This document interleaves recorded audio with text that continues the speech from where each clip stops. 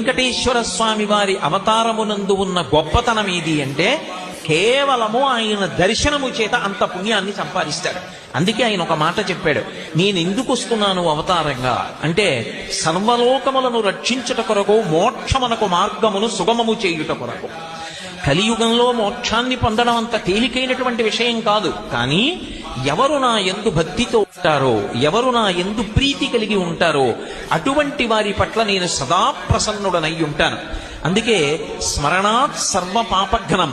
ఒక్కసారి వెంకటాచల క్షేత్రాన్ని కళ్ళు మూసుకుని ఆ 7 కొండలు తలుచుకుని, ఆ 7 కొండలు, 7 కొండల మీద ఉన్నటువంటి ఆనందనిలయ విమానం, ఆనందనిలయ విమానంలో పద్మపీఠం మీద నిలబడినటువంటి ఆ స్వామి యొక్క దివ్యమంగళ విగ్రహాన్ని, ఆ దివ్యమంగళ విగ్రహం యొక్క వైభవాన్ని, ఆయన నిలబడేటటువంటి రీతిని, ఆయన పట్టినటువంటి ముద్రల్ని ఒక్కసారి స్మరించినంత మాత్రం చేత స్మరణాత్ సర్వపాపఘ్నం, ఆ స్వామి పేరు వెంకటేశ్వర.